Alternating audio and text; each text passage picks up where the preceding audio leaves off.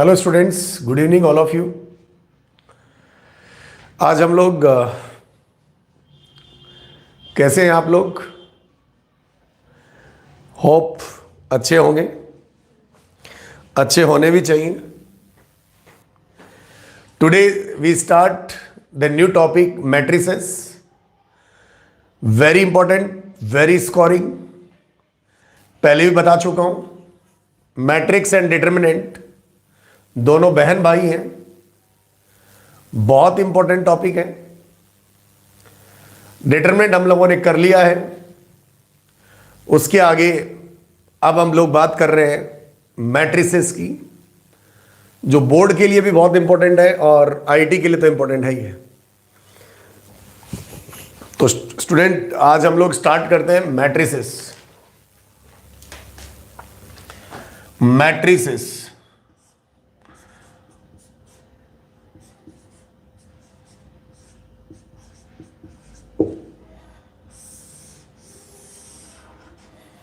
Matrices matrix matrix matrix. देखिए क्या होता है, मैंने बोला ये दोनों बहन भाई टॉपिक हैं। भाई को हमने पढ़ लिया है और बहन टॉपिक को अभी हम लोग पढ़ने जा रहे हैं। सबको गुड इवनिंग एक बार फिर से, सबका स्वागत है। बिल्कुल बिल्कुल जल्दी आ जाइए। अंगद यादव, चलिए साहब। मैट्रिक्स का क्या डेफिनेशन होता है, सबसे पहले वो देख लेते हैं। ये थोड़ा सा थ्योरेटिकल पोर्शन भी है, इसमें थोड़ी टर्मिनोलॉजी भी है, कुछ डेफिनेशंस भी है, टाइप्स ऑफ मैट्रिक्स भी है। तो पहले उसको थोड़ा सा थ्योरेटिकल पार्ट है तो उसको निपटा लिया जाए। राइट, गुड मॉर्निंग है। पर मैं नशे में रहते हैं कुछ लोग तो, ठीक है ना। प्रेम शंकर है, नाम ही प्रेम शंकर है तो नशे में तो रहेगा ही। A set of mn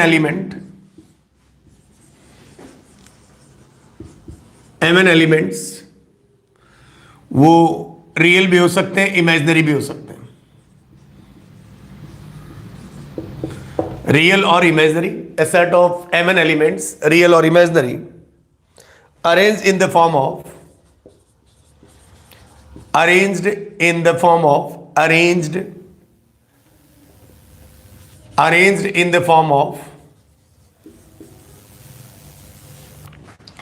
arranged in the form of a rectangular, in the form of a rectangular array, a rectangular array, उसको rectangular array of m rows, m horizontal rows, ऐसे कर लेते हैं, m horizontal rows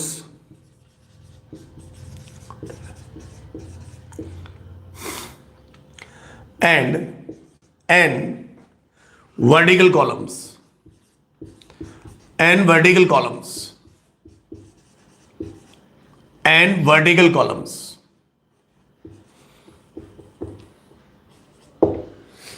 वो कह रहा है कि a set of m n element, a set of m n element, चाहे वो इसके अंदर रियल हो चाहे इमेजिनरी हो, arranged in the form of a rectangular array of m horizontal row and n vertical column, n vertical column is called m cross n matrix, is called m cross n matrix. बहुत simple सा परिभाषा है, जैसा हम लोगों ने determinant का परिभाषा देखा था उसी प्रकार से डेफिनेशन है, उसी प्रकार से हमारी डेफिनेशन है। तो a set of m n element, element इसमें एम एन होंगे, वो रियल भी हो सकते हैं और इमेजिनरी भी हो सकते हैं, वो रियल भी हो सकते हैं और इमेजिनरी हो सकते हैं। Arrange in the form of a rectangular array of m horizontal row and n vertical column is called m cross n matrix।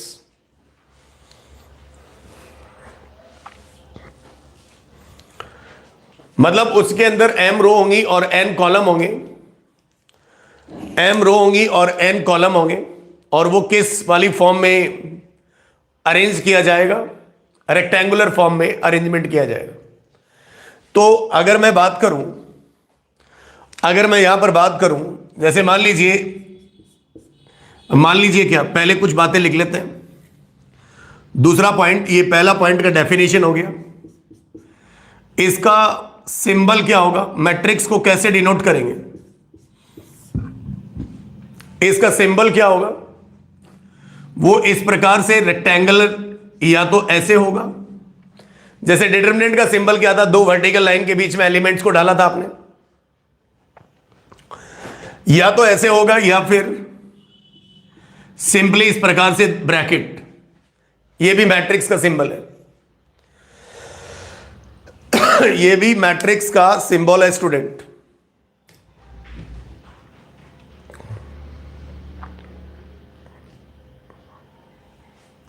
This is also the symbol of matrix. मतलब या तो इस प्रकार से बड़ा वाला ब्रैकेट या छोटा वाला ब्रैकेट, जो दो वर्टिकल लाइन का इस्तेमाल करते हैं हम लोग, वो हम लोग डिटरमिनेंट के लिए इस्तेमाल करते हैं, वो हम लोग डिटरमिनेंट के लिए इस्तेमाल करते हैं।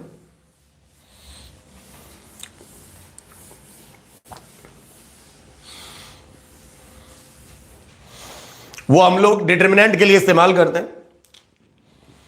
जैसे मान लीजिए एक एग्जांपल के तौर पे लिखूं मैं एक matrix, this is a matrix. Matrix को ऐसे लिख सकते हैं हम लोग, चाहे ऐसे लिखो चाहे उस वाले ब्रैकेट से लिखो।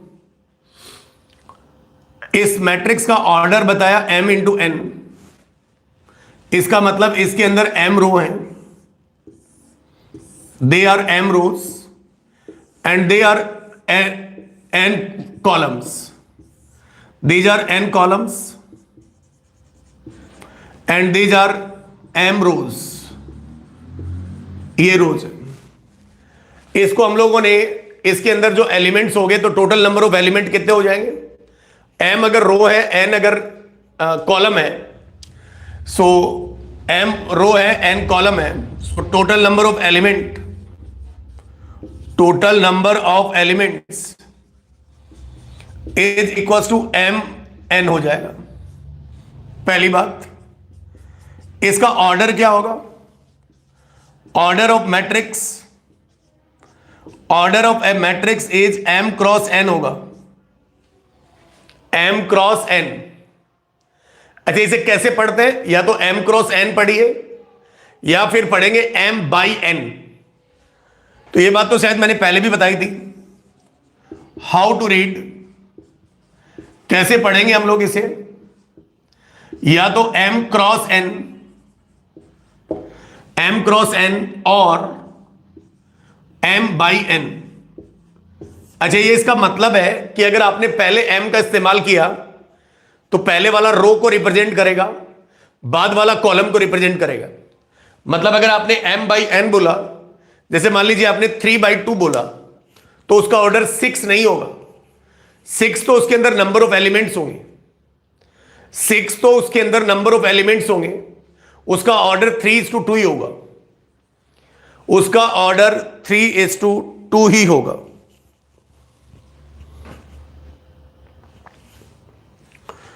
ठीक है ना? इसको हम लोग ऐसे देखेंगे, नंबर ऑफ एलिमेंट, रो और कॉलम को मल्टीप्लाई कर दो, order of matrix m by n। अगर मान लीजिए 3/3 का क्या मैट्रिक्स नहीं हो सकता क्या? हाँ, हो सकता है।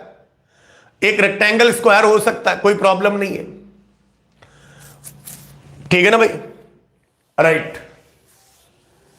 तो ये बात हम लोग कर सकते हैं। इसीलिए हम लोगों ने एक रेक्टेंगुलर अरेंजमेंट किया, इसीलिए हम लोगों ने एक रेक्टेंगुलर अरेंजमेंट किया है। जैसे मान लीजिए मैं आपके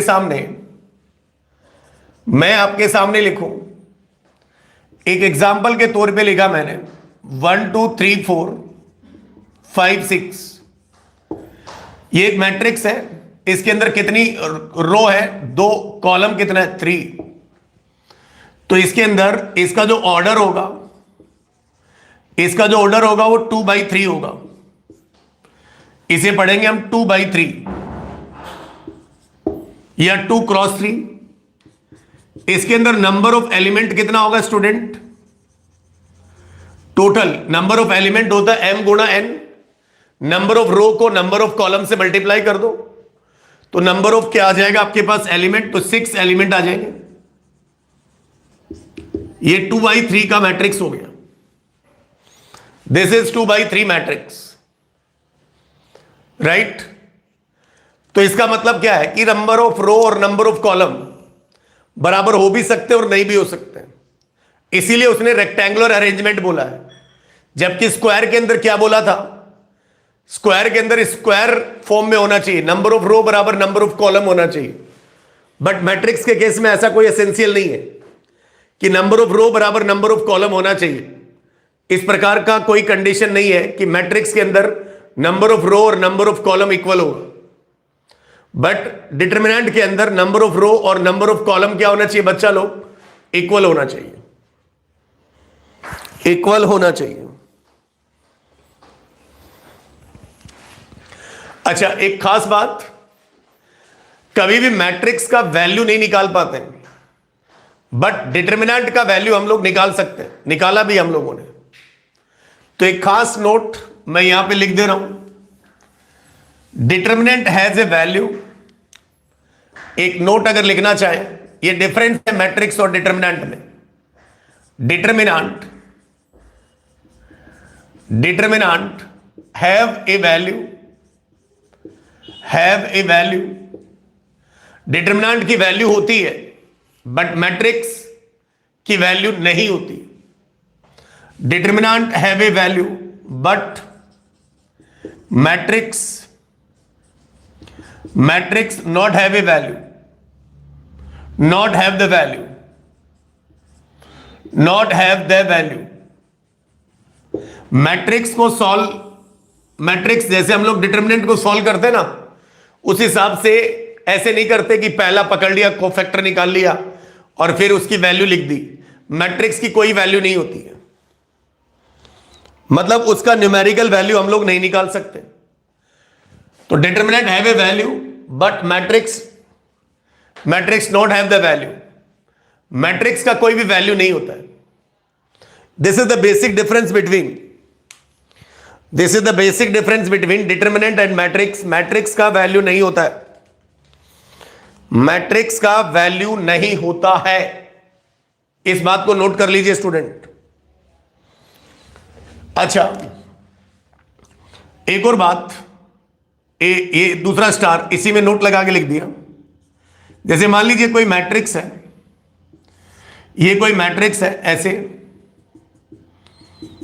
this is m by n का मैट्रिक्स है। जैसे डिटरमिनेंट को लिखना है, मैंने सिखाया था आपको दूसरे तरीके से। ये इसका मतलब ये नहीं है कि ये खाली स्थान है, यहां पर बहुत एलिमेंट लिखे हुए हैं। इसको हम लोग ऐसे भी लिख सकते हैं, इस मैट्रिक्स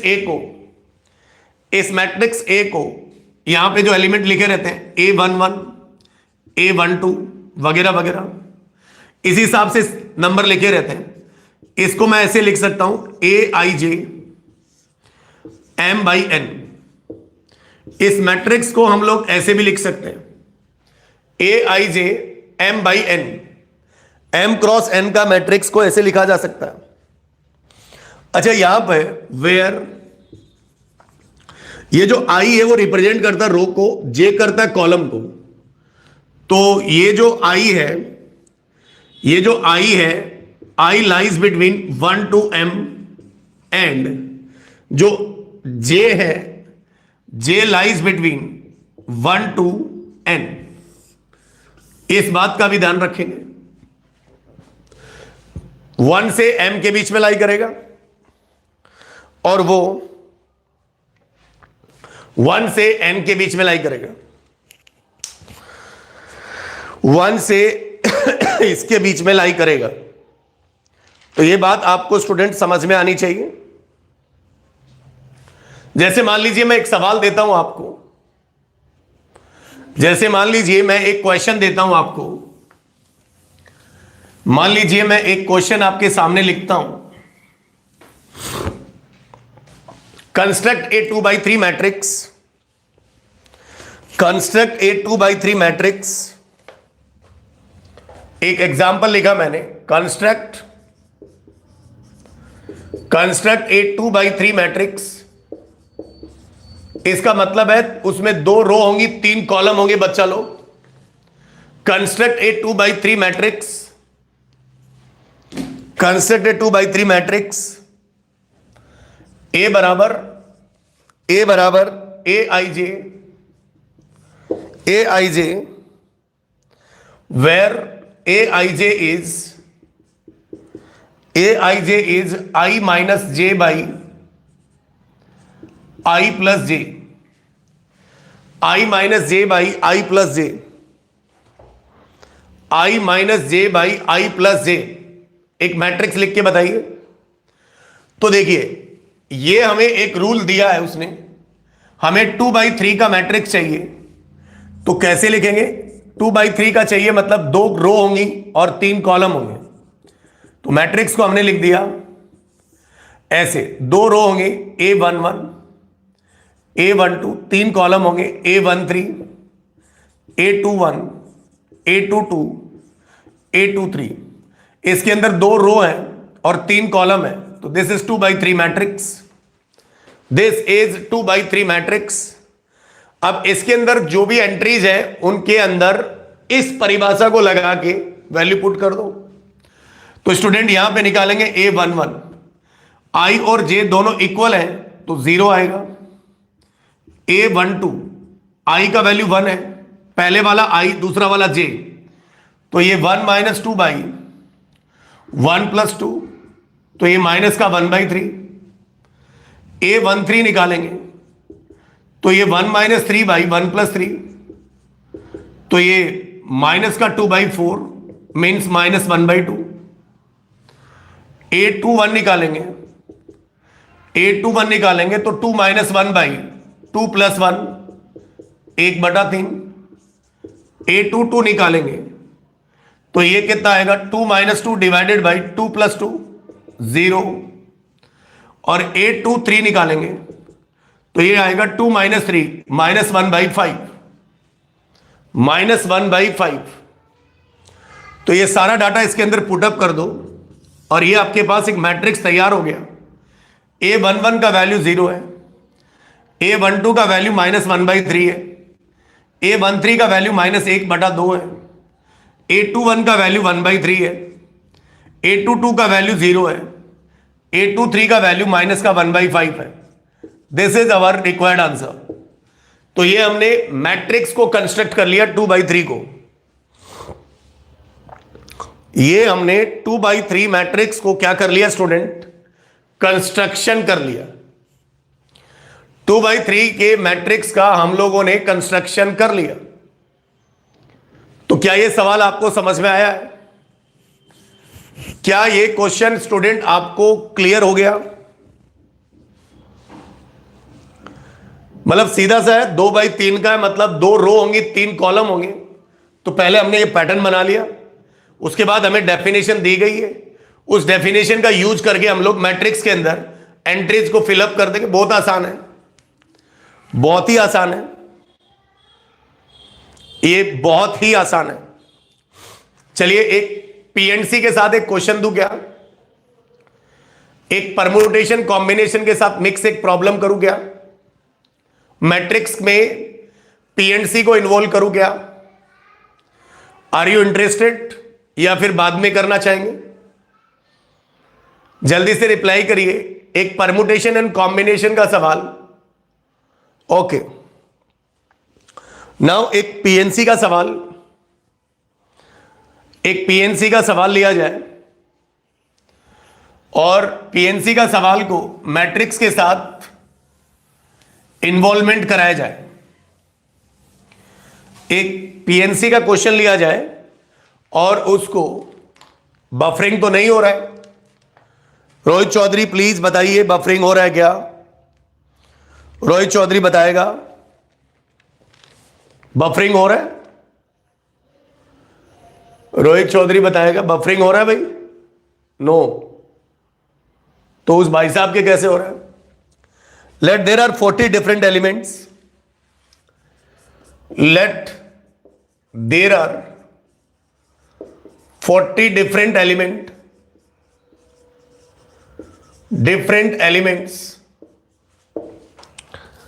then find पहला part, total number of possible order, total number of possible order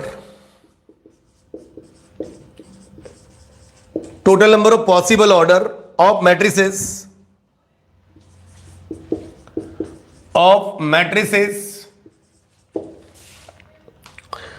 which can be formed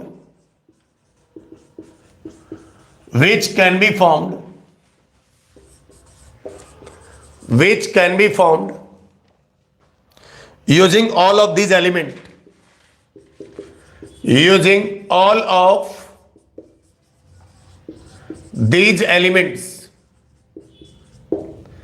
question number 2 student इसी का, total number of matrices, second part, total number of matrices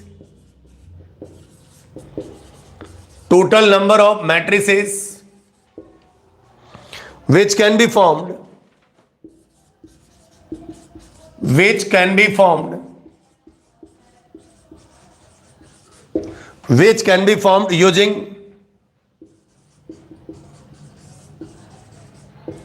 using all of these elements. वैसे बिना PNC के भी बना सकते हैं पहले वाले सवाल को। तो देयर आर 40 डिफरेंट एलिमेंट है, इसका मतलब m गुणा n, m इंटू n का वैल्यू जो है वो 40 है। अगर मैट्रिक्स का ऑर्डर एलिमेंट 6, मिस्टर मनोहर कैसे बेहुदा आंसर दे देते हो यार, इतना जल्दी आंसर दे दिया आपने। 6 एलिमेंट थोड़ी ना पूछा, ऑर्डर पूछा, ऑर्डर बेटा, एलिमेंट नहीं पूछा, ऑर्डर पूछा।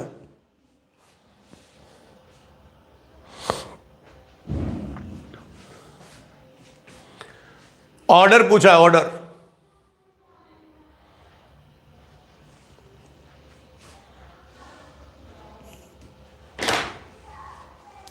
चालीस को फैक्टराइज कर लेंगे, 40 तो फैक्टराइज हुआ पड़ा यार, इसमें कौन सी बड़ी बात है। कर लो, कितना आ रहा है बताओ जल्दी, बताओ कितना आ रहा है। बात सही कह रहे हो। जैसे मान लीजिए सॉल्यूशन नंबर 1 की बात करते हैं, वो कह रहा है कि 40 एलिमेंट है। तो मैं अगर ऐसे लिखूं, let order of matrix is m into n है, m क्रॉस n है, और उसके अंदर टोटल नंबर ऑफ एलिमेंट 40 को फैक्टराइज कर देंगे। अच्छा देखिए ध्यान से, m गुणा n का वैल्यू 40 है। आप तो ये समझिए m गुणा n, क्योंकि एलिमेंट जो है वो 40 है, 40 है। तो हमें बताना है, बिल्कुल सुपक भाई साहब ठीक करें, ऐसे कितने ऑर्डर बन रहे हैं सुपक, ऐसे कितने ऑर्डर बन रहे हैं। जैसे 40 गुना 1, 1 गुना 40,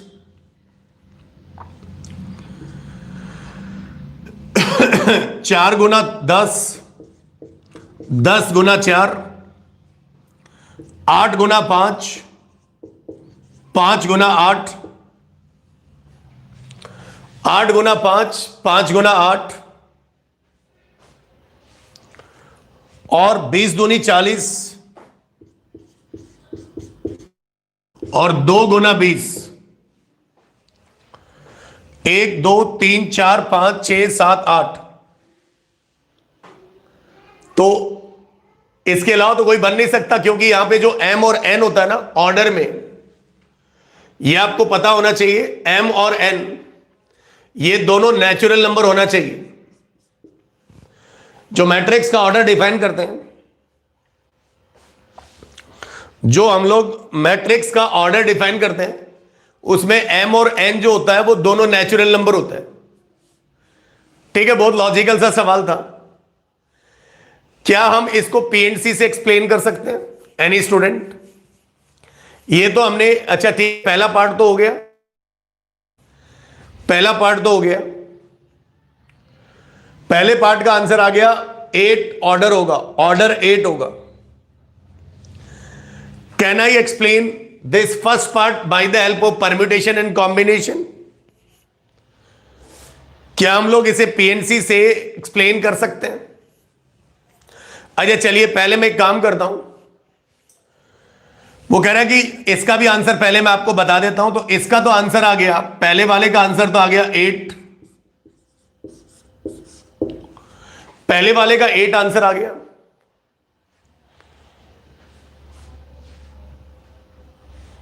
राइट? अच्छा, इसमें कह रहा है टोटल नंबर ऑफ मैट्रिसेस, मतलब अगर ऑर्डर है तो हमें मैट्रिक्स बनाना है। हमें क्या बनाना है? मैट्रिक्स बनाना है। अगर मैट्रिक्स बनाना है, इसका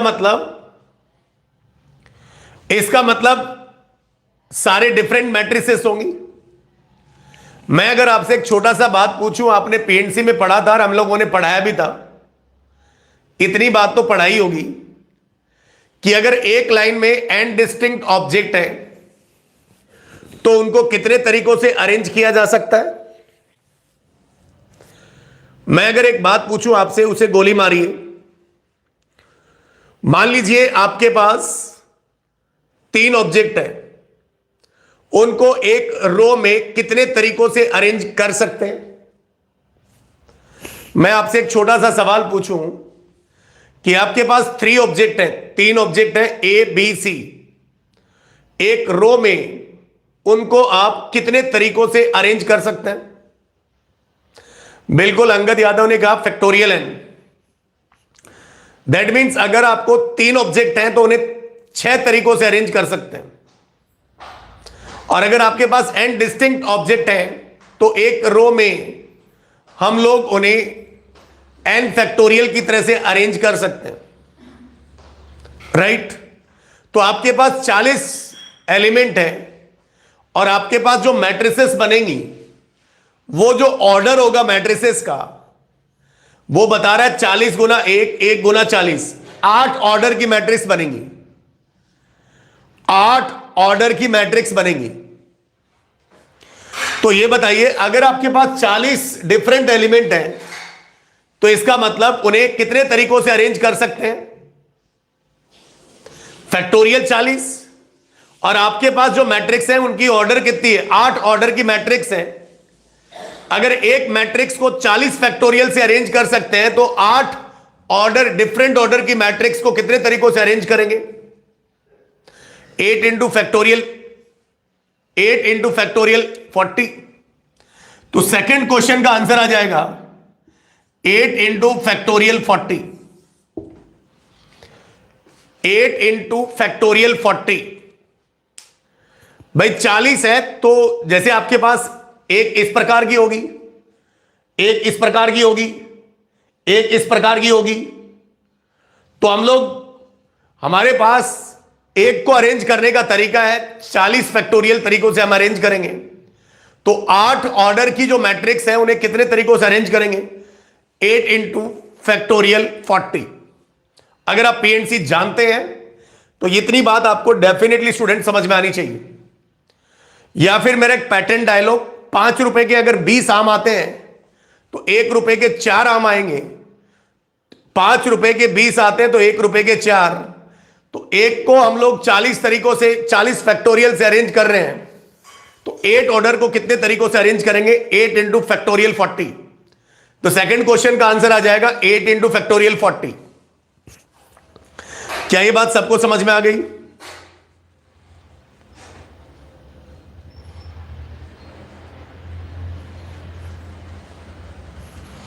हाँ स्टूडेंट, मेरी बात समझिए अब आप। क्या ये दोनों सवाल आपको समझ में आ गए? अब मैं आपको ये बताना चाह रहा था कि जैसे पहले वाले में हम लोगों ने काउंट किया क्या किया, बिल्कुल काउंट किया। तो मैं ये दूसरे वाले का तो तरीका यही होगा, सेकंड वाले का आंसर तो 8 इंटू 40 आएगा। मैं इस पहले क्वेश्चन का आंसर परम्यूटेशन एंड कॉम्बिनेशन से देना चाहता हूं, मैं इसे पीएनसी से देना चाह रहा हूं। तो जैसे मान लीजिए इसका अल्टरनेट तरीका, हमारे पास 40 डिफरेंट एलिमेंट है, तो हमारे पास ऑर्डर मान लिया हमने एम एन बराबर कितना है, 40 है, क्योंकि टोटल नंबर ऑफ एलिमेंट जो होता है वो m इंटू एन होता है। तो m इंटू एन, m और n का जो प्रोडक्ट है वो 40 है, ठीक है ना। m और n का जो प्रोडक्ट है वो कितना है भाई, 40 है, ठीक है। अब बताइए 40 को हम लोग प्राइम फैक्टराइजेशन में कैसे लिखें। 40 को हम लोग इसके प्राइम फैक्टराइजेशन कर लें 40 को, तो 40 को प्राइम फैक्टराइजेशन में कैसे लिखें भाई, 8 पंजो 40, 2 की पावर 3 इंटू 5, ये इसके प्राइम फैक्टराइजेशन हो गए, ये इसके प्राइम फैक्टराइजेशन हो गए। m गुणा n को हमने इसके प्राइम फैक्टराइजेशन कर लिए, ये बात आप जानते होंगे आप लोग। अब हमको पीएनसी की बात करनी है, तो m और n का जो प्रोडक्ट है वो 40 है। अब इस बात को हम लोग ऐसे समझें, इस बात को हम लोग ऐसे समझें, हमारे पास दो कितने हैं, 3 है। We have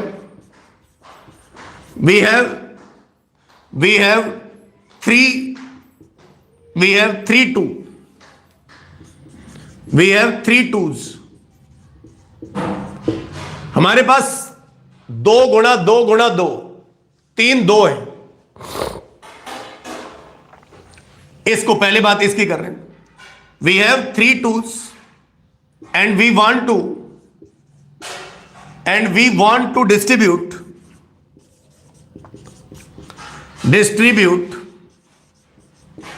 between m and n। मेरे पास 3 2 है, मेरे पास 3 2 है, उनको मैं डिस्ट्रीब्यूट करना चाहता हूं।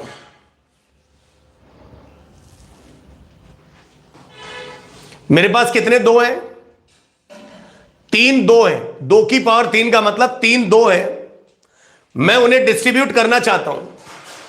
बताइए कितने तरीकों से करूं, बताइए कितने तरीकों से करूं। मेरे पास 3 2 हैं, मतलब इनमें डिस्ट्रीब्यूट करना है m और n के बीच में, तो m n में डिस्ट्रीब्यूट किया। मेरे पास वी हैव 3 2s, मेरे पास 3 2 हैं, मैं उन्हें m और n में डिस्ट्रीब्यूट करना चाहता हूं, मतलब उनकी जो पावर है वो 3 आनी चाहिए।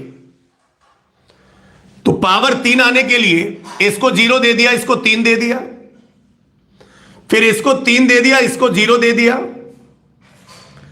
इसको 1 दे दिया, इसको 2 दे दिया, इसको 2 दे दिया, इसको 1 दे दिया। कितने वेज आ गए, 4 वेज। m और n के बीच में मैंने डिस्ट्रीब्यूशन कर दिया। सो कितने तरीकों से किया, 4 तरीकों से किया। बोर्ड में देख लीजिए भाई, उनका जो सम आना चाहिए, उनका जो सम आना चाहिए वो 3 आना चाहिए। तो कैसे कैसे डिस्ट्रीब्यूशन किया, एक बार सबको दे दिया। अब आधा तो किसी को दे नहीं सकते ना, आपके दिमाग में आ रहा होगा कि एक को 2.5 दे दो और एक को आधा दे दो, ऐसा तो डिस्ट्रीब्यूशन होता नहीं है, ऐसा तो डिस्ट्रीब्यूशन होता नहीं है। यह बात सबको समझ में आई है क्या?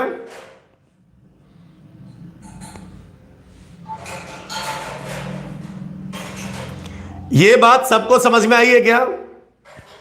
यह डिस्ट्रीब्यूशन समझ में आया है? अब इसी प्रकार से दूसरा डिस्ट्रीब्यूशन करो। मेरे पास 5 जो है वो 1 है, 5 जो है वो 1 है, उसको मैं डिस्ट्रीब्यूट करना चाहता हूं, तो बीच में आ जाएगा एंड, इसे भी तो डिस्ट्रीब्यूट करना है। तो m और n को डिस्ट्रीब्यूट किया, इसके ऊपर पावर 1 है, तो ये कितने तरीकों से कर सकते हैं? 1 0 0 1। तो how many ways student? 2 ways. दोनों के बीच एंड है, तो TNW बराबर 4 गुणा 2 8 वेज। तो इसका मतलब ऑर्डर कितना आ जाएगा? 8 आ जाएगा।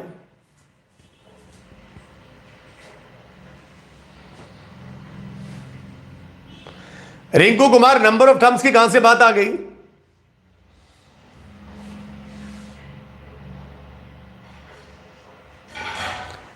विवेक कुमार, तुम नशे में हो क्या? क्या डिस्ट्रीब्यूशन का क्या तुम्हें कोई चीज अगर बांटनी है तो क्या नेगेटिव में बांटते हैं क्या यार? कैसे आदमी हो यार? पीएनसी कहां से यार? गजब आदमी हो। डिस्ट्रीब्यूशन तो कम से कम डिस्ट्रीब्यूशन नेगेटिव नहीं करते ना, फ्रैक्शन करते हैं। कह रहा है एक को -4 दे दो, एक को 1 दे दो। -4 देने का मतलब डिस्ट्रीब्यूट किया गया। कैसे आदमी हो जी? कभी भी नेगेटिव डिस्ट्रीब्यूशन नहीं करना है।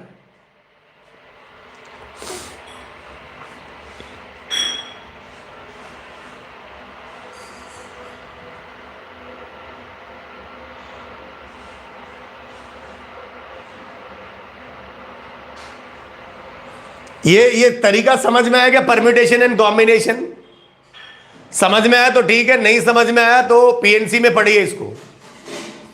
ये डिस्ट्रीब्यूशन है, ये तरीका तो समझ में आना चाहिए यार। हाँ भाई, डिस्ट्रीब्यूशन चाहे फ्रूट करो चाहे कुछ भी करो, हम लोग डिस्ट्रीब्यूशन कर रहे हैं, प्राइस डिस्ट्रीब्यूट कर रहे हैं, डिस्ट्रीब्यूशन तो कर ही रहे ना। नेगेटिव का होने का मतलब क्या? क्या भूतकाल में चला गया? क्या पास्ट में चला गया? नेगेटिव और फ्रैक्शन थोड़ा ना डिस्ट्रीब्यूशन कर सकते हैं। या तो पॉजिटिव इंटीग्रल सॉल्यूशन होता है या नॉन नेगेटिव इंटीग्रल सॉल्यूशन होता है। तो पॉजिटिव इंटीग्रल सॉल्यूशन में नेचुरल नंबर आ जाती है और नॉन नेगेटिव इंटीग्रल सॉल्यूशन में 0 आ जाता है। दो ही प्रकार के सॉल्यूशन लेते हैं।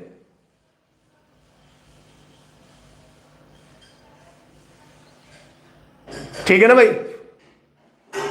अरे यार, मैं तो बिल्कुल देहाती लैंग्वेज में पढ़ा रहा हूं। चूतिया हो गया भाई तुम रोहित चौधरी, भगा देंगे फालतू में। कुछ भी बोल देते हो यार। फ्रूट को काट के डिस्ट्रीब्यूट करेंगे।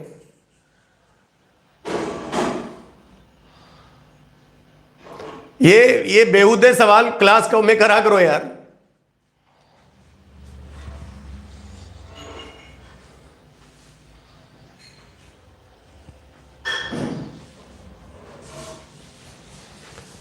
ठीक है ना? ये काटना वाटना कुछ नहीं है भाई। मैंने बोला नॉन नेगेटिव इंटीग्रल सॉल्यूशन और पॉजिटिव इंटीग्रल सॉल्यूशन, बस दो ही तरह से हम डिस्ट्रीब्यूशन करते हैं। आधा पाव, 3 पाव, 3 पावा, 4 पावा, ये किसी को नहीं देते हम। ये बात ध्यान में रखिए।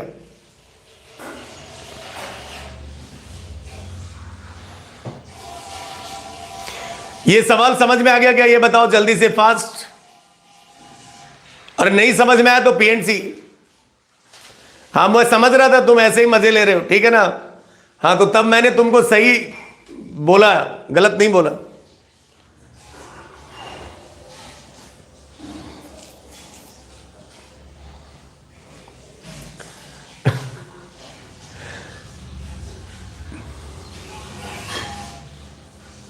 अरे भाई, फ्रूट है तो काटना नहीं है, बस आप ये समझो यार।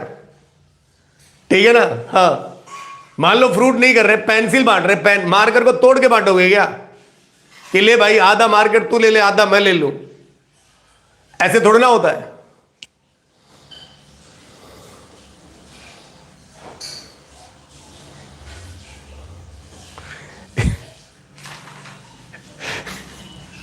समझ में आ गया क्या? समझ गए क्या? समझ में आ गया? चलिए। हाँ,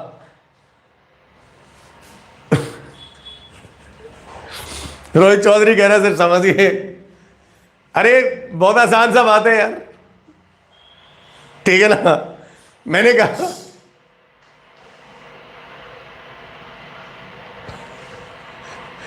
अरे भाई, हम कब मना करते, मास्टर के मजे लेने लग जाता है। लीजिए। विवेक कुमार तुम कह रहे थे -4 दे दोगे, तुम नशे में हो क्या रे? हाँ, पगला तो नहीं गए हो? कह रहा -4 दे दो, एक को 1 दे दो।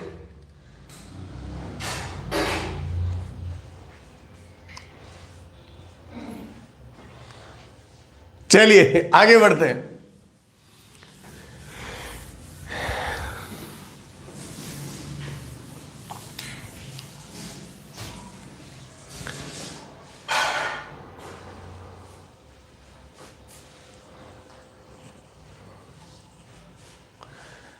ठीक है भाई, चलो ये सवाल करके दिखाओ। If A matrix if a matrix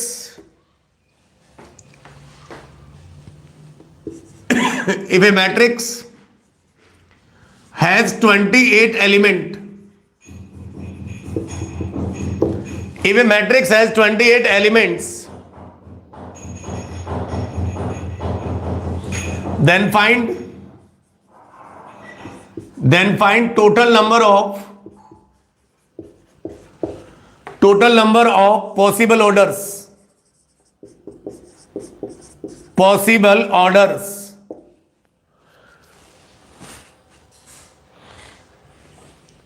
using all the elements। ये ऐड कर लीजिए, using all the elements। Permutation and combination से करके देखो, वैसे कोई नहीं लिखेगा, वैसे कोई नहीं लिखेगा।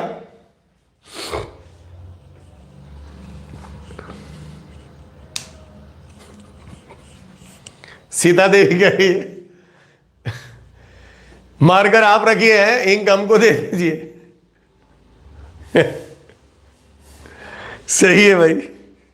हाँ भाई, इसका आंसर बताइए, पीएनसी से बताओ बेटा।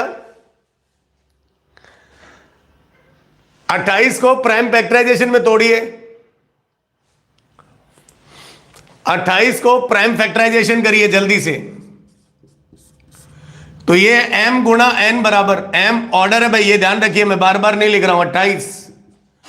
28 को लिखा 2 की पावर 2 गुणा 7, ये लो आंसर 6 आ रहा है। वैसे भी 6 आ रहा है, तो इसका मतलब ये 2 आना चाहिए। तो m इंटू n को बांटा तो 0 2 2 0 3 वेज आ गए, और फिर इसको बांटा m और n को, तो ये कितना आ गया 1 0 0 1। तो ये कितने तरीके आ गए? 2 तरीके। And total number of ways कितने आ गए? टी एंड डब्ल्यू 6 वेज आ गए, 6 तरीके आ गए। वैसे भी लिख सकते हो आप, वो 6 तरीके बहुत आसानी से लिख सकते हो भाई। 28 को क्या क्या लिख सकते हो यार? 7 गुना 4, 4 गुना 7, 14 दूनी 2, 2 गुनी 14। और क्या लिखोगे भाई 28 को? 1 गुना 28, 28 गुना 1। देर आर 6 ऑर्डर, 6 ऑर्डर का आएगा। बिल्कुल बिल्कुल सही बात है। आपको क्या पीएनसी के लेक्चर मिलने लगे या नहीं मिलने लगे? एक बार ऐप में पीएनसी के लेक्चर मिलने लगे कि नहीं मिलने लगे? क्या अरे पार्थ के लेक्चर मिलने लगे या नहीं मिलने लगे? मिल रहे हैं।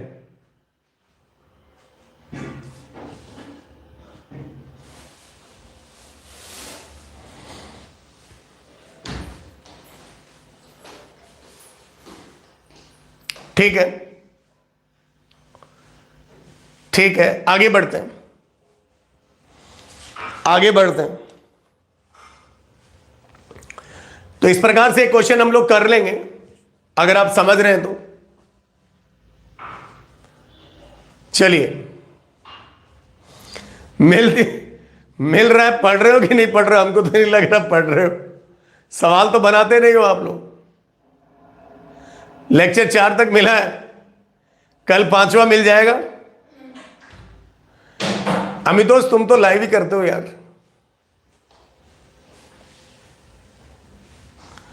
चलिए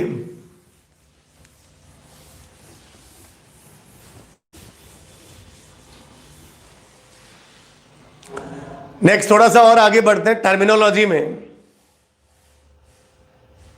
सर एक बात पूछ सकते हैं? पूछो भाई, जल्दी पूछो, मैं आपकी बात का इंतजार कर रहा हूं।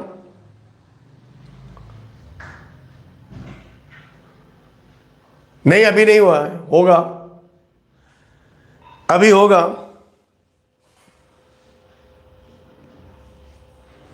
पीएनसी का टोटल कितना लेक्चर होगा प्लीज बताइए। पीएनसी के लगभग 20 लेक्चर होंगे, 20 लेक्चर्स होंगे, लगभग 30 घंटे का टॉपिक है वो मिनिमम आईआईटी जेई के लिए। तो 20 लेक्चर होंगे पीएनसी के, अभी तक 4 लेक्चर ही मिले आपको।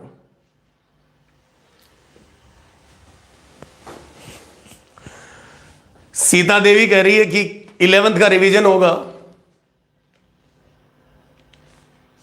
पता नहीं रैंक के बाद कितना होगा, आई डोंट नो। रैंक तो कभी पढ़ा देते हैं हम लोग, रैंक तो जिस दिन स्टार्ट होता है उसी दिन पढ़ा देते हैं, इससे क्या फर्क पड़ता है। इक्वालिटी नेक्स्ट टॉपिक है, इक्वालिटी, इक्वालिटी ऑफ मैट्रिक्स।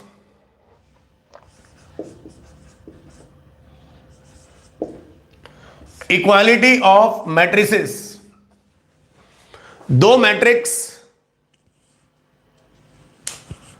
नहीं मेरे चैनल पे बाइनोमियल नहीं है, मेरे चैनल पे बाइनोमियल नहीं है, लेकिन 5वें 6ठे लेक्चर में आपको मैं एनसीआर और एनपीआर पे आ जाऊंगा, तो उसकी प्रॉपर्टीज को भी डिस्कस करूंगा। बाइनोमियल वैसे भी होगा, 11th में भी होगा बाइनोमियल। आप कौन से बैच के स्टूडेंट है? बाइनोमियल थ्योरम तो मैंने पढ़ाया मेरे बैच में। तो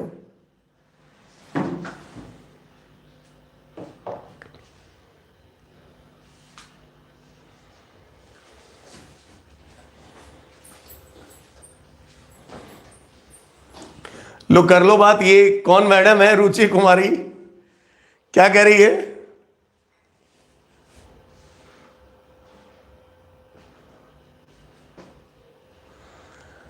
तो वो तो बाइनोमियल थ्योरम तो मैंने बहुत पढ़ाया है। बाइनोमियल तो टारगेट में भी मैंने खूब पढ़ाया है और 11th में भी खूब पढ़ाया था। हाँ हाँ, कंकरबाग F2 में तो कराया है बाइनोमियल, विवेक कुमार होगा। कंकरबाग में भी कराया है और बाजार समिति में भी करवाया है। ठीक है आगे बढ़ते हैं।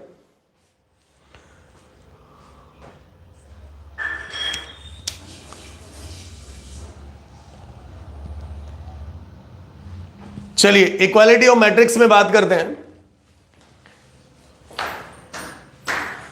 इक्वालिटी सुपक वाई कैसे ले लीजिए। टू मैट्रिक्स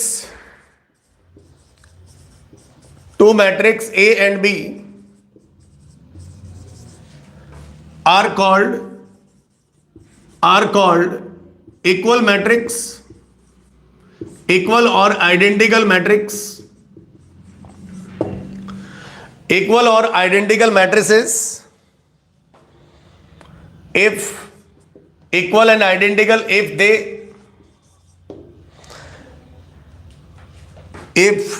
their order, ये खास बात है, if their order should be same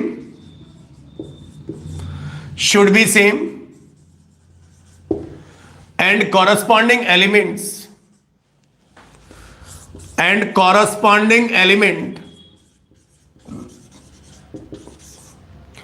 also same, उनके कॉरस्पॉन्डिंग एलिमेंट्स भी सेम होने चाहिए।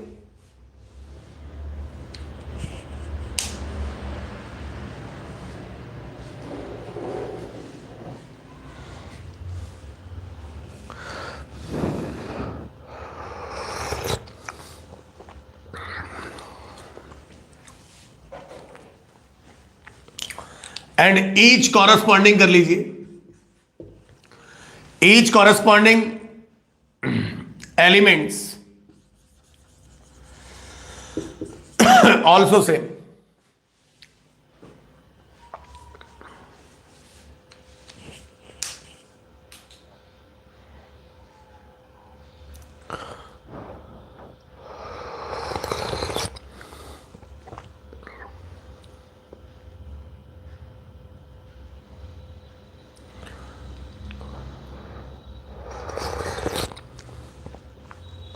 हाँ भाई, हो गया। एक क्वेश्चन करके बताइए आप लोग। वो कह रहा है कि दो matrix A and B are called equal और identical matrix if their order should be same and each corresponding element also same.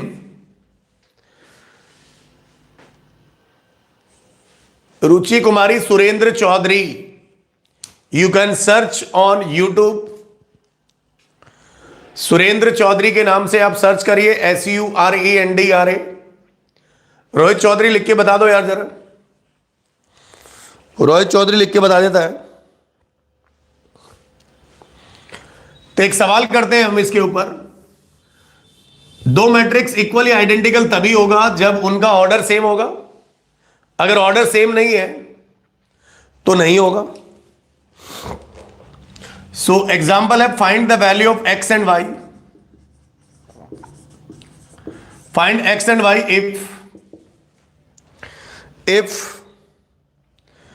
if matrices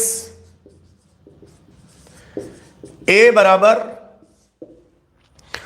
2x + 1 3y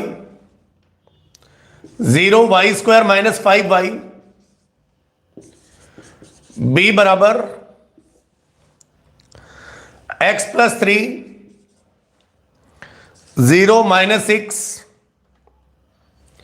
y² + 2, if the matrices are equal, x और y का नाम बताइए।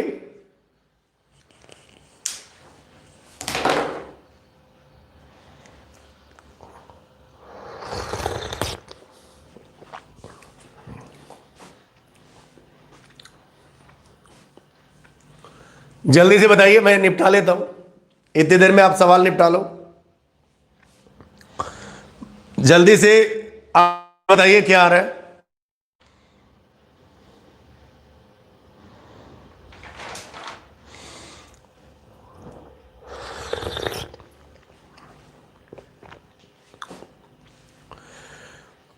अगर ये दोनों matrix equal matrix है तो एक्स और वाई का वैल्यू बताइए।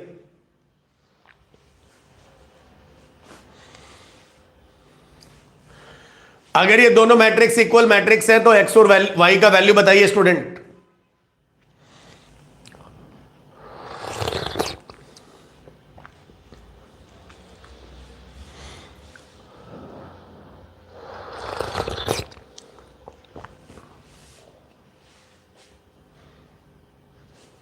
एक्स बराबर 2 आया, बिल्कुल सही लग रहा है, एक्स का वैल्यू 2 है। वाई का वैल्यू 3/2 आ रहा है।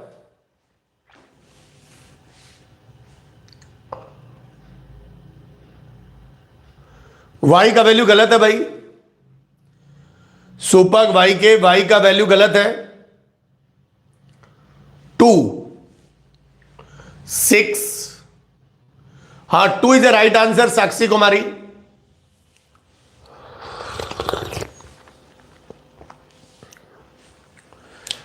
The final answer is x बराबर 2 एंड वाई बराबर 2। नवनीत दयाल, गलत आंसर आपका। अगर ये दोनों इक्वल है तो हमारे पास इक्वेशन बनेगी यहां से 2x + 1 बराबर दिस, ये बराबर ये करना है, करस्पॉन्डिंग ईच एलिमेंट बराबर होना चाहिए। तो x का वैल्यू तो 2 आ गया।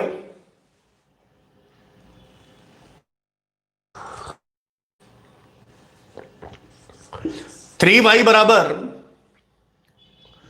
या फिर इस नीचे वाले से निकाल लो, वाई स्क्वायर माइनस 5y बराबर -6, तो Y square minus 5y plus 6 बराबर 0, 3 और 2 फैक्टर हो रहा है, 3y माइनस 2y प्लस 6, तो y बराबर 2 एंड y बराबर 3, y बराबर 2 एंड y बराबर 3। तो आपको एक और बार यहां से भी निकालना पड़ेगा, फिर वो कॉमन वैल्यू लेनी पड़ेगी। वाई स्क्वायर प्लस 2 बराबर 3y, तो Y square minus 3y plus 2 बराबर 0, y square minus 2y minus y plus 2 बराबर 0, y माइनस 2 बराबर 0, y1 y बराबर 2, इन दोनों का कॉमन वैल्यू y बराबर 2 आएगा। ध्यान रखिएगा कॉमन वैल्यू लेना है।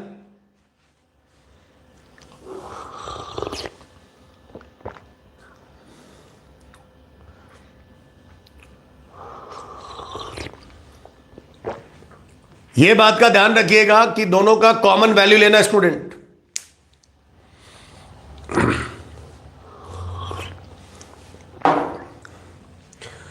इस बात का ध्यान रखना है कि दोनों का वैल्यू कॉमन लेना है।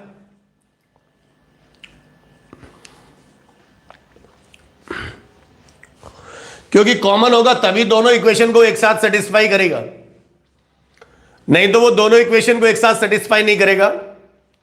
क्योंकि दोनों का ऑर्डर सेम होना चाहिए, ये 2/2 का है, ये भी 2/2 का है। अगर ऑर्डर सेम नहीं है तो हम लोग निकाल नहीं सकते, उस केस में हम कह देंगे नॉट पॉसिबल, नॉट एग्जिस्ट। अगर ऑर्डर इक्वल नहीं है दो मैट्रिसेस का तो वो कभी भी इक्वल मैट्रिक्स नहीं हो सकते, वो कभी भी इक्वल मैट्रिक्स नहीं हो सकते। जैसे एक सवाल लिखिए,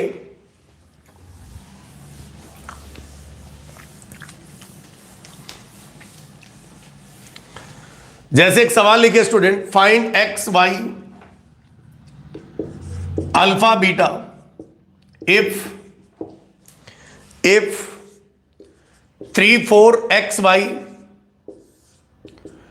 बराबर लिख दिया मैंने अल्फा बीटा 6। इसके अंदर मुझे एक्स वाई अल्फा बीटा का वैल्यू चाहिए।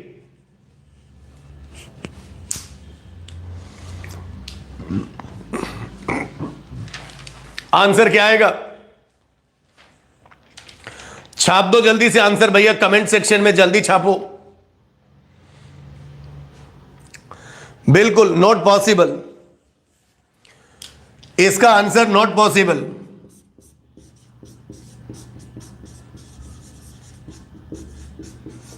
बिकॉज ये जो मैट्रिक्स है, इसके अंदर नंबर ऑफ रो 1 2 3 4, ये 4/1 का मैट्रिक्स है और ये 2/2 का मैट्रिक्स है। तो इसका मतलब दोनों का ऑर्डर क्या है? अलग अलग है, NP. Not possible because order is not same. दोनों मैट्रिक्स का ऑर्डर सेम नहीं है।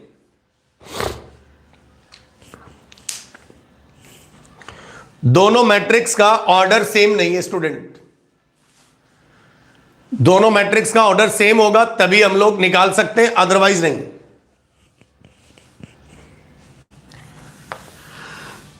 तो ये बात थी हमारी इक्वालिटी ऑफ मैट्रिक्स में। दो मैट्रिक्स इक्वल तभी होगा जब वो दोनों का ऑर्डर सेम होना चाहिए और ईच करस्पॉन्डिंग एलिमेंट सेम होना चाहिए। इन दोनों कंडीशन को सेटिस्फाई होना चाहिए। अगर नहीं हो रहा है तो वो इक्वल मैट्रिक्स नहीं हो सकता। अब हम बात करते हैं next, types of matrices. Types of matrices.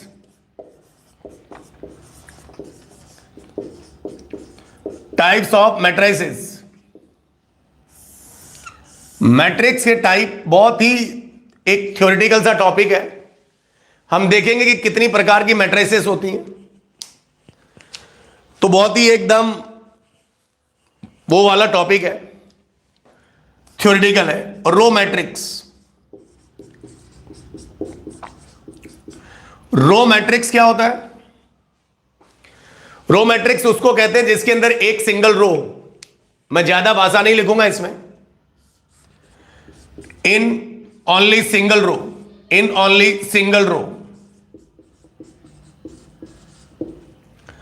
इसका जो ऑर्डर होगा वो क्या होगा? इसका ऑर्डर होगा 1:n।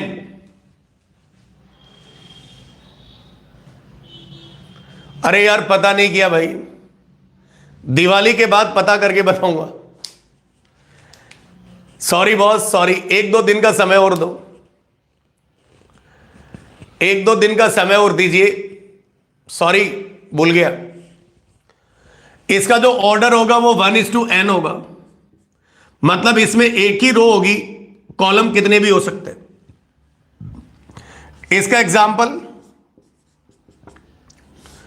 इस, जैसे मान लो लिख दिया 1 2 3 4 5 6, तो ये एक रो 6 कॉलम, 1:6,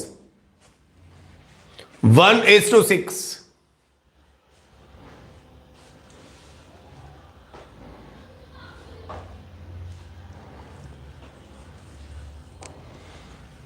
अच्छा, इसको हम लोग वेक्टर भी बोल सकते हैं। दिवाली का छुट्टी एक दिन का होगा, जिस दिन दिवाली होगी। दिवाली कितने तारीख की है? दिवाली कितने तारीख की है बताइए? एक दिन का छुट्टी होगा दिवाली के दिन का। छठ पूजा पे छुट्टी मिलेगा आपको 14 को। छठ पूजा पे छुट्टी मिलेगा आपको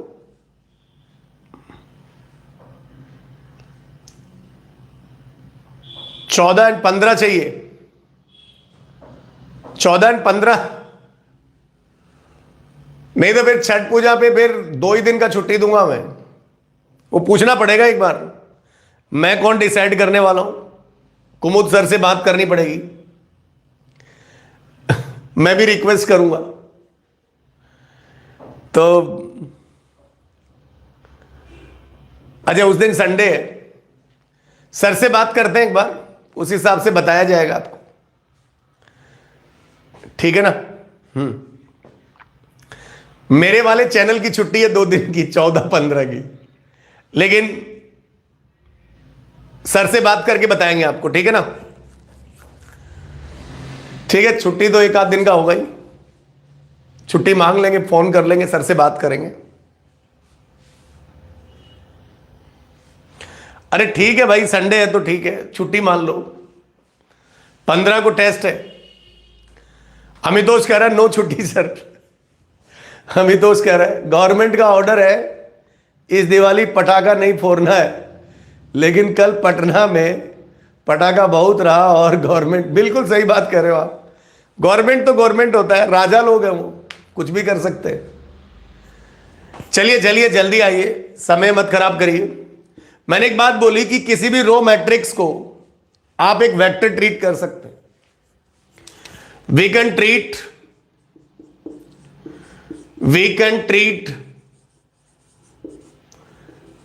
treat any row matrix as a vector, मतलब उसको एक वेक्टर की फॉर्म में लिख सकते हैं। इलेक्शन का जश्न था, तो अगर आपको इसको वेक्टर में लिखना है तो इसको एज ए वेक्टर ट्रीट कर सकते हैं। तो डायरेक्शन तो बहुत सारी हो जाएंगी, ठीक है ना? हालांकि इसका कोई मतलब नहीं है, ऐसे ही लिखवा दिया, ठीक है। चलिए, इसी प्रकार से होगा कॉलम मैट्रिक्स। सेकंड होगा कॉलम मैट्रिक्स। कॉलम मैट्रिक्स का मतलब हो जाएगा स्टूडेंट, इन ओनली सिंगल कॉलम।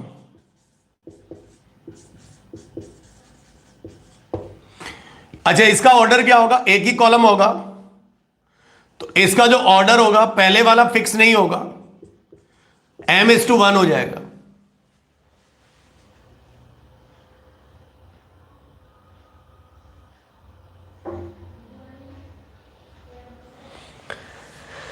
ठीक है, और इसका एक एग्जांपल ले लेते हैं। ये ले लिया हमने एग्जांपल 1 2 3 4। तो एक कॉलम है, रो कितनी है? 4:1 का हो गया, 4:1 का मैट्रिक्स हो गया।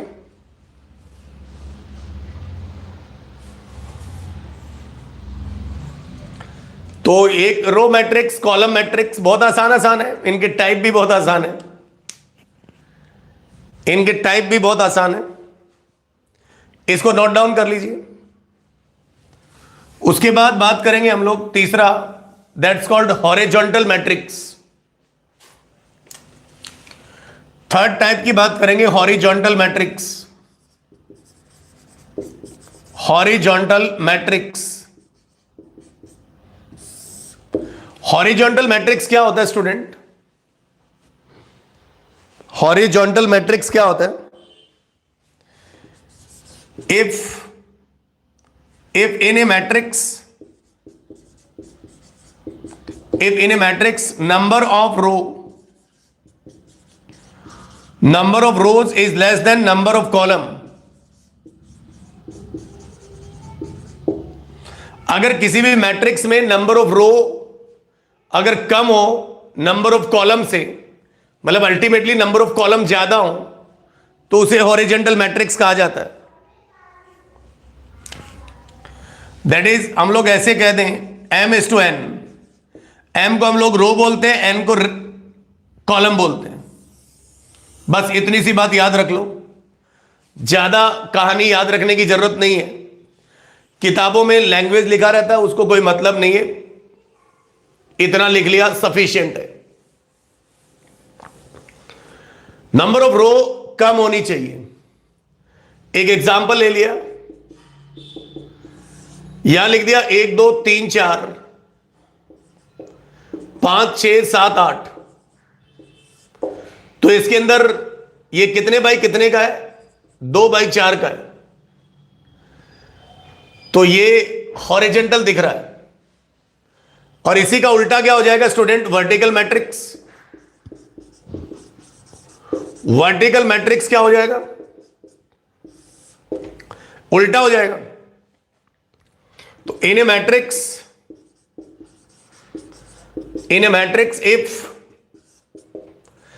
if number of rows is greater than number of column, that is m greater than n। इसका उल्टा कर दो यार, ये बहुत आसान है, ये बहुत आसान है।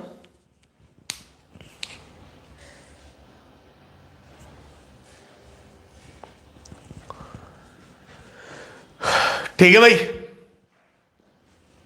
बड़ा बोरिंग सा है टाइप लेकिन थ्योरी तो कंप्लीट करनी ही पड़ती है। बड़ा बोरिंग सा है, लेकिन पता होना चाहिए कि क्या क्या होता है, नहीं तो फिर जो लिखा रहता है तो आदमी पूछता है कि सर वो क्या होता है। तो एक बार कर लेते हैं लिख के, तो जिससे पता भी चल जाएगा कि कौन से को क्या कहते हैं, कौन से को क्या नहीं कहते। थोड़ी देर के लिए बोर लगता है, लेकिन टीचर जब करा रहता है तो फिर वो उस समय हो जाता है।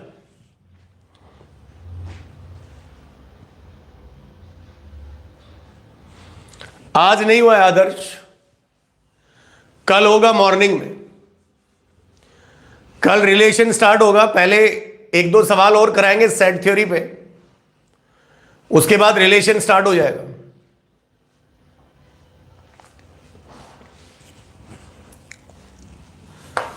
तो ये हो गया पहला रो हो गया, दूसरा कॉलम, तीसरा हॉरिजॉन्टल, चौथा वर्टिकल।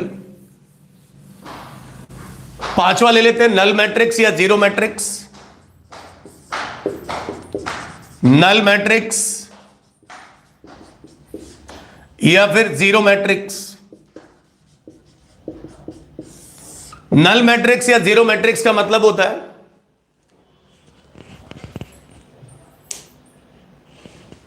आज सुबह में डिटरमिनेंट का क्लास हुआ था, इसके मतलब in all the elements are zero, सारे के सारे एलिमेंट जीरो होने चाहिए, असेंशियल है।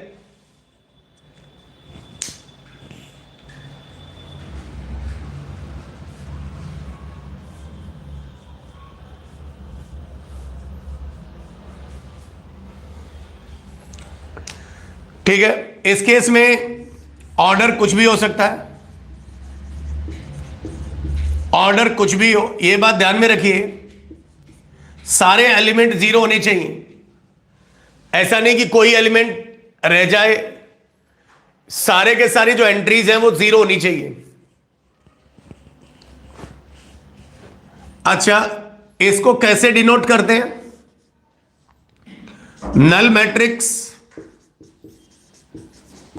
नल matrix is denoted by, simply zero से नहीं करते, एक बोल्ड बनाते हैं एकदम गहरा, ये एकदम डार्क बनाते हैं, बोल्ड जीरो बनाते हैं।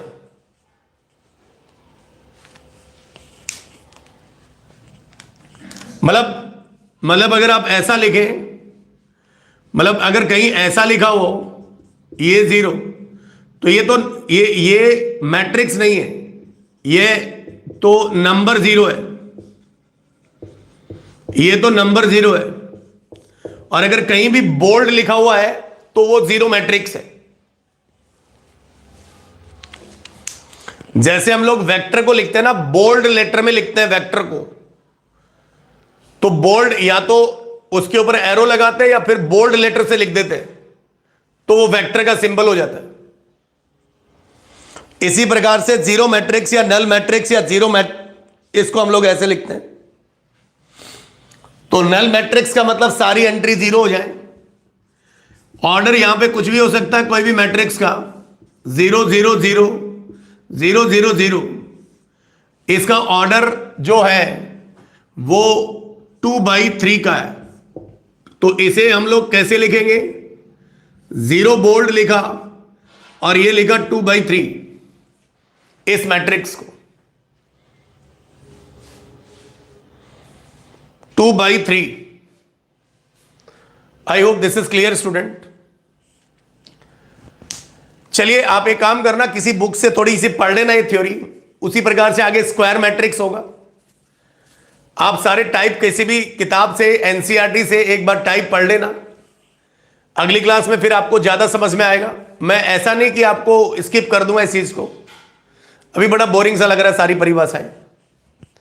स्क्वायर मैट्रिक्स होता है एकला, स्क्वायर मैट्रिक्स में नंबर ऑफ रो बराबर नंबर ऑफ कॉलम होता है। तो इसे आप कंटिन्यू एक बार पढ़ लेना, ये सारी टाइप्स ऑफ मैट्रिसेस किसी भी रेफरेंस बुक से पढ़ लेना या एनसीईआरटी से पढ़ लेना। अगली क्लास में बाकी कंटिन्यू करेंगे, ठीक है ना। ये तो थ्योरी है, एक बार आप खुद पढ़ लेना, जिससे ज्यादा समझ में आएगा। ज्यादा टाइप नहीं है, triangular, upper triangular, square matrix में नंबर ऑफ रो बराबर नंबर ऑफ कॉलम हो जाएगा, ठीक है ना। तो ज्यादा नहीं है, 2 4 5 हो रहे हैं, एक बार देख लेना तो थोड़ा बहुत आपको भी आइडिया लगेगा। एनसीईआरटी पढ़ना, थोड़ा सा पढ़ना चाहिए एनसीईआरटी को, एनसीईआरटी पढ़ना ज्यादा बेटर होगा, एनसीईआरटी पढ़ना, ठीक है। बाकी तो मार्केट में जो भी रेफरेंस बुक है,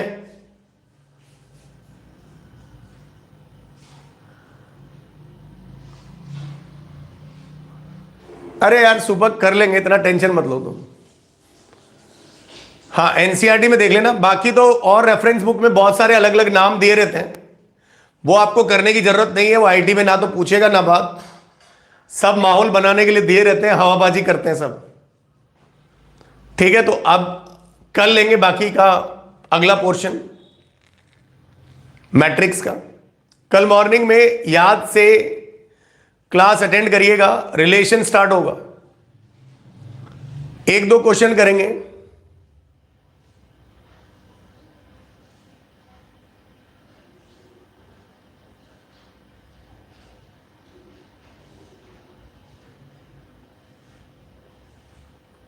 जो भी बुक है, टीएमएच है या फिर बहुत सारी मार्केट में किताबें हैं, रद्दी शर्मा हो